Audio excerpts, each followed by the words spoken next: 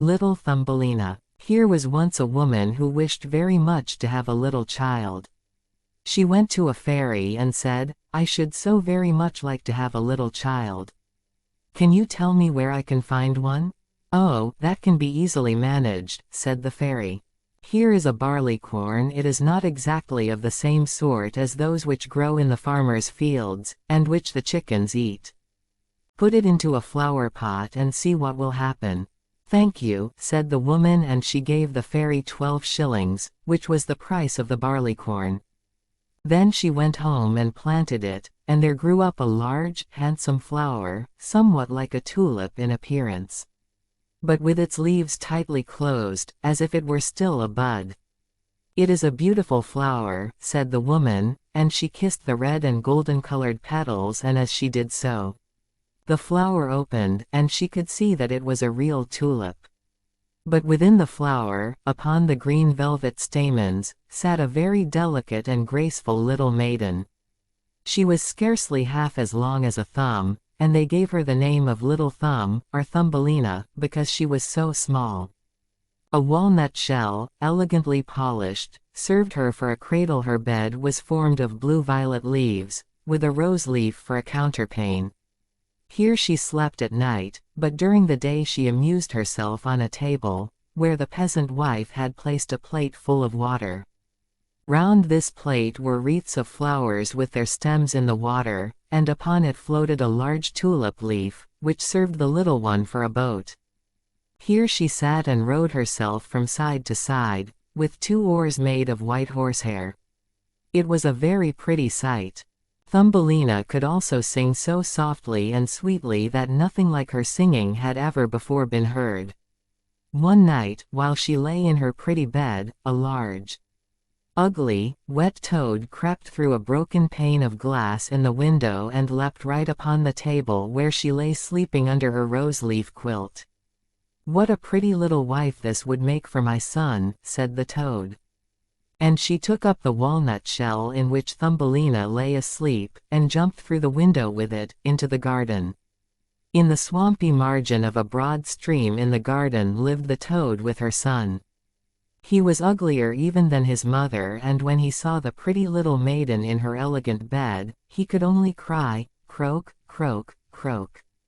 "Don't speak so loud, or she will wake," said the toad, "and then she might run away, for she is as light as swan's down.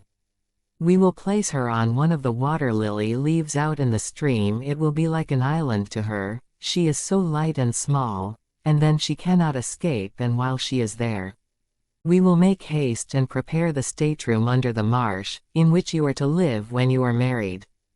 Far out in the stream grew a number of water lilies with broad green leaves which seemed to float on the top of the water. The largest of these leaves appeared farther off than the rest, and the old toad swam out to it with the walnut shell, in which Thumbelina still lay asleep. The tiny creature woke very early in the morning and began to cry bitterly when she found where she was, for she could see nothing but water on every side of the large green leaf, and no way of reaching the land. Meanwhile the old toad was very busy under the marsh, decking her room with rushes and yellow wildflowers, to make it look pretty for her new daughter-in-law. Then she swam out with her ugly son to the leaf on which she had placed poor Thumbelina. She wanted to bring the pretty bed, that she might put it in the bridal chamber to be ready for her. The old toad bowed low to her in the water and said, "Here is my son, he will be your husband, and you will live happily together in the marsh by the stream." "Croak, croak, croak," was all her son could say for himself. So the toad took up the elegant little bed and swam away with it, leaving Thumbelina all alone on the green leaf, where she sat and wept. She could not bear to think of living with the old toad and having her ugly son for a husband. The little fishes who swam about in the water beneath had seen the toad and heard what she said. So now they lifted their heads above the water to look at the little maiden. As soon as they caught sight of her they saw she was very pretty, and it vexed them to think that she must go and live with the ugly toads. No, it must never be. So they gathered together in the water, round the green stalk. which held the leaf on which the little maiden stood, and gnawed it away at the root with their teeth. Then the leaf floated down the stream, carrying Thumbelina far away out of reach of land. Thumbelina sailed past many towns, and the little birds in the bushes saw her and sang, "What a lovely little creature." So the leaf swam away with her farther and farther, till it brought her to other lands. A graceful little white butterfly constantly fluttered round her and at last alighted on the leaf. The little maiden pleased him, and she was glad of it, for now the toad could not possibly reach her, and the country through which she sailed was beautiful, and the sun shone upon the water till it glittered like liquid gold. She took off her girdle and tied one end of it round the butterfly, fastening the other end of the ribbon to the leaf, which now glided on much faster than before, taking Thumbelina with it as she stood. Presently a large cockchafer flew by. The moment he caught sight of her he seized her round her delicate waist with his claws and flew with her into a tree. The green leaf floated away on the brook, and the butterfly flew with it, for he was fastened to it and could not get away. Oh, how frightened Thumbelina felt when the cockchafer flew with her to the tree! But especially was she sorry for the beautiful white butterfly, which she had fastened to the leaf, for if he could not free himself he would die of hunger. But the cockchafer did not trouble himself at all about the matter. He seated himself by her side, on a large green leaf, gave her some honey from the flowers to eat, and told her she was very pretty, though not in the least like a cockchafer. After a time all the cockchafers who lived in the tree came to pay Thumbelina a visit. They stared at her, and then the young lady cockchafers turned up their feelers and said, "She has only 2 legs. How ugly that looks." "She has no feelers," said another. "Her waist is quite slim." "Pooh, she is like a human being." "Oh, she is ugly," said all the lady cockchafers. The cockchafer who had run away with her believed all the others when they said she was ugly. He would have nothing more to say to her, and told her she might go where she liked. Then he flew down with her from the tree and placed her on a daisy.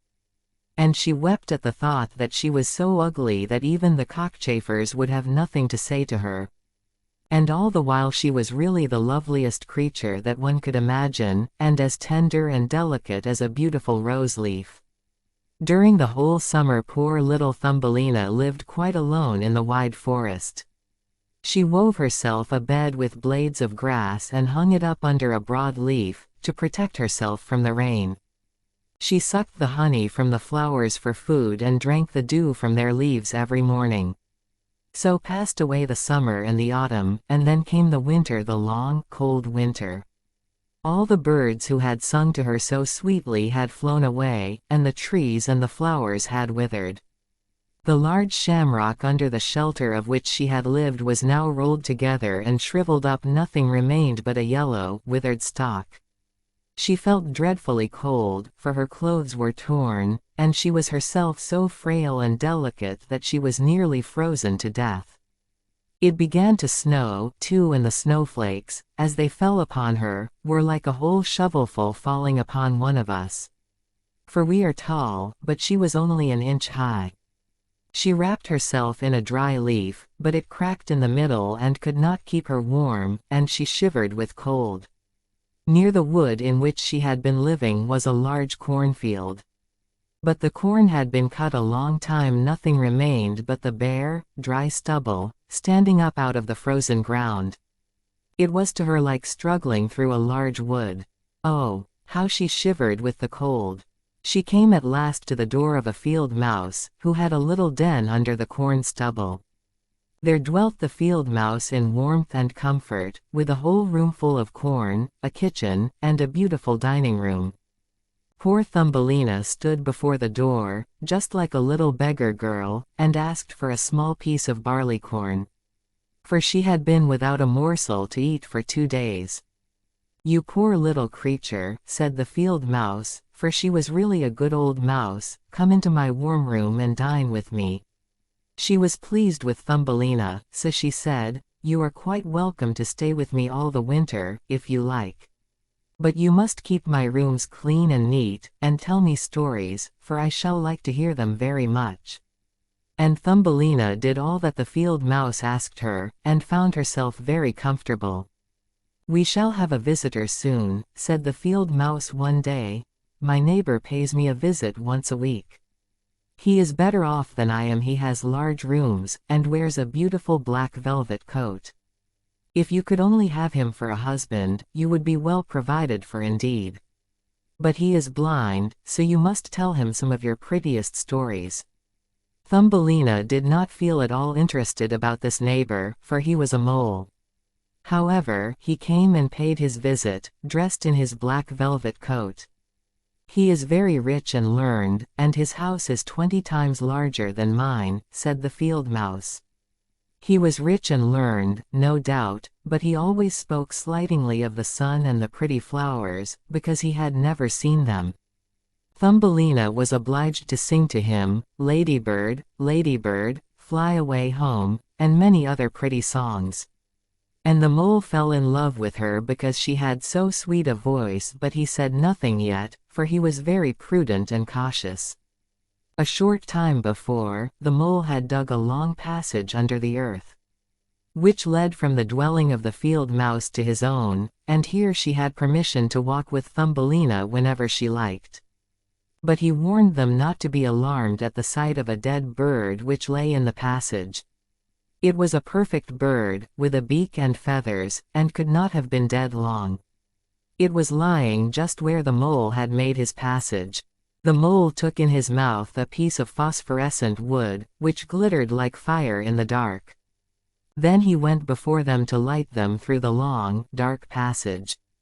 When they came to the spot where the dead bird lay, the mole pushed his broad nose through the ceiling, so that the earth gave way and the daylight shone into the passage.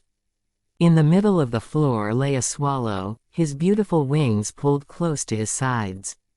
His feet and head drawn up under his feathers. The poor bird had evidently died of the cold.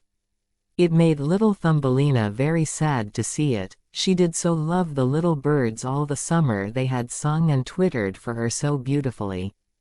But the mole pushed it aside with his crooked legs and said, "He will sing no more now. How miserable it must be to be born a little bird. I am thankful that none of my children will ever be birds, for they can do nothing but cry, tweet, tweet, and must always die of hunger in the winter." "Yes, you may well say that, as a clever man," exclaimed the field mouse. "What is the use of his twittering if, when winter comes, he must either starve or be frozen to death? Still, birds are very high-bred." Thumbelina said nothing, but when the two others had turned their backs upon the bird, she stooped down and stroked aside the soft feathers, which covered his head, and kissed the closed eyelids. "Perhaps this was the one who sang to me so sweetly in the summer," she said, "and how much pleasure it gave me, you dear, pretty bird." The mole now stopped up the hole through which the daylight shone, and then accompanied the ladies home. But during the night Thumbelina could not sleep, so she got out of bed and wove a large, beautiful carpet of hay. She carried it to the dead bird and spread it over him, with some down from the flowers which she had found in the field mouse's room. It was as soft as wool, and she spread some of it on each side of the bird, so that he might lie warmly in the cold earth. "Farewell, pretty little bird," said she, "farewell. Thank you for your delightful singing during the summer, when all the trees were green and the warm sun shone upon us." Then she laid her head on the bird's breast, but she was alarmed, for it seemed as if something inside the bird went thump, thump. It was the bird's heart. He was not really dead, only benumbed with the cold, and the warmth had restored him to life. In autumn all the swallows fly away into warm countries, but if one happens to linger, the cold seizes it, and it becomes chilled and falls down as if dead. It remains where it fell, and the cold snow covers it. Thumbelina trembled very much. She was quite frightened, for the bird was large, a great deal larger than herself. She was only an inch high. But she took courage, laid the wool more thickly over the poor swallow, and then took a leaf, which she had used for her own counterpane, and laid it over his head. The next night she again stole out to see him. He was alive, but very weak. He could only open his eyes for a moment to look at Thumbelina, who stood by, holding a piece of decayed wood in her hand, for she had no other lantern. "Thank you, pretty little maiden," said the sick swallow. "I have been so nicely warmed that I shall soon regain my strength and be able to fly about again in the warm sunshine." "Oh," said she, "it is cold out of doors now. It snows and freezes. Stay in your warm bed, I will take care of you." She brought the swallow some water in a flower leaf, and after he had drunk, he told her that he had wounded one of his wings in a thorn bush and could not fly as fast as the others, who were soon far away on their journey to warm countries. At last he had fallen to the earth, and could remember nothing more, nor how he came to be where she had found him. All winter the swallow remained underground, and Thumbelina nursed him with care and love. She did not tell either the mole or the field mouse anything about it, for they did not like swallows. Very soon the springtime came, and the sun warmed the earth. Then the swallow bade farewell to Thumbelina, and she opened the hole in the ceiling which the mole had made. The sun shone in upon them so beautifully that the swallow asked her if she would go with him. She could sit on his back, he said, and he would fly away with her into the green woods. But she knew it would grieve the field mouse if she left her in that manner, so she said, "No, I cannot." "Farewell, then, farewell, you good, pretty little maiden," said the swallow, and he flew out into the sunshine. Thumbelina looked after him, and the tears rose in her eyes. She was very fond of the poor swallow. "Tweet, tweet," sang the bird, as he flew out into the green woods, and Thumbelina felt very sad. She was not allowed to go out into the warm sunshine. The corn which had been sowed in the field over the house of the field mouse had grown up high into the air and formed a thick wood to Thumbelina, who was only an inch in height. "You are going to be married, little one," said the field mouse. "My neighbor has asked for you. What good fortune for a poor child like you. Now we will prepare your wedding clothes. They must be woolen and linen. Nothing must be wanting when you are the wife of the mole." Thumbelina had to turn the spindle, and the field mouse hired 4 spiders, who were to weave day and night. Every evening the mole visited her and was continually speaking of the time when the summer would be over. Then he would keep his wedding day with Thumbelina, but now the heat of the sun was so great that it burned the earth and made it hard, like stone. As soon as the summer was over the wedding should take place. But Thumbelina was not at all pleased, for she did not like the tiresome mole. Every morning when the sun rose and every evening when it went down she would creep out at the door, and as the wind blew aside the ears of corn so that she could see the blue sky, she thought how beautiful and bright it seemed out there and wished so much to see her dear friend, the swallow, again. But he never returned, for by this time he had flown far away into the lovely green forest. When autumn arrived Thumbelina had her outfit quite ready, and the field mouse said to her, "In 4 weeks the wedding must take place." Then she wept and said she would not marry the disagreeable mole. "Nonsense," replied the field mouse. "Now don't be obstinate, or I shall bite you with my white teeth. He is a very handsome mole. The queen herself does not wear more beautiful velvets and furs. His kitchens and cellars are quite full. You ought to be very thankful for such good fortune."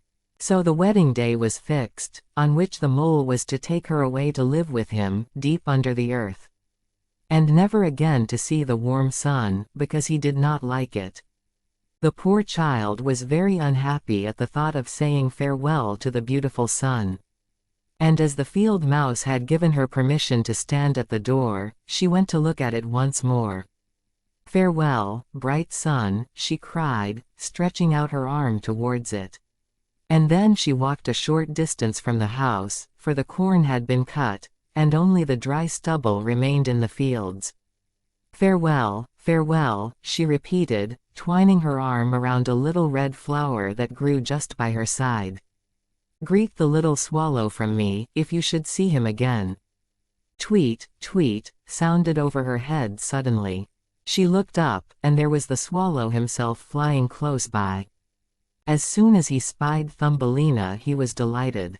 She told him how unwilling she was to marry the ugly mole, and to live always beneath the earth, nevermore to see the bright sun. And as she told him, she wept. "Cold winter is coming," said the swallow, "and I am going to fly away into warmer countries. Will you go with me? You can sit on my back and fasten yourself on with your sash. Then we can fly away from the ugly mole and his gloomy rooms far away, over the mountains, into warmer countries, where the sun shines more brightly than here. Where it is always summer, and the flowers bloom in greater beauty. Fly now with me, dear little one, you saved my life when I lay frozen in that dark, dreary passage." "Yes, I will go with you," said Thumbelina, and she seated herself on the bird's back, with her feet on his outstretched wings, and tied her girdle to one of his strongest feathers. The swallow rose in the air and flew over forest and over sea high above the highest mountains, covered with eternal snow. Thumbelina would have been frozen in the cold air, but she crept under the bird's warm feathers, keeping her little head uncovered, so that she might admire the beautiful lands over which they passed. At length they reached the warm countries, where the sun shines brightly and the sky seems so much higher above the earth. Here on the hedges and by the wayside grew purple, green, and white grapes. Lemons and oranges hung from trees in the fields, and the air was fragrant with myrtles and orange blossoms. Beautiful children ran along the country lanes, playing with large gay butterflies. And as the swallow flew farther and farther, every place appeared still more lovely. At last they came to a blue lake, and by the side of it, shaded by trees of the deepest green, stood a palace of dazzling white marble, built in the olden times. Vines clustered round its lofty pillars, and at the top were many swallows' nests, and one of these was the home of the swallow who carried Thumbelina. "This is my house," said the swallow, "but it would not do for you to live there, you would not be comfortable. You must choose for yourself one of those lovely flowers, and I will put you down upon it. And then you shall have everything that you can wish to make you happy." "That will be delightful," she said, and clapped her little hands for joy. A large marble pillar lay on the ground, which, in falling, had been broken into 3 pieces. Between these pieces grew the most beautiful large white flowers, so the swallow flew down with Thumbelina and placed her on one of the broad leaves. But how surprised she was to see in the middle of the flower a tiny little man, as white and transparent as if he had been made of crystal. He had a gold crown on his head, and delicate wings at his shoulders, and was not much larger than was she herself. He was the angel of the flower, for a tiny man and a tiny woman dwell in every flower, and this was the king of them all. "Oh, how beautiful he is," whispered Thumbelina to the swallow. The little prince was at first quite frightened at the bird, who was like a giant compared to such a delicate little creature as himself, but when he saw Thumbelina, he was delighted and thought her the prettiest little maiden he had ever seen. He took the gold crown from his head and placed it on hers, and asked her name and if she would be his wife and queen over all the flowers.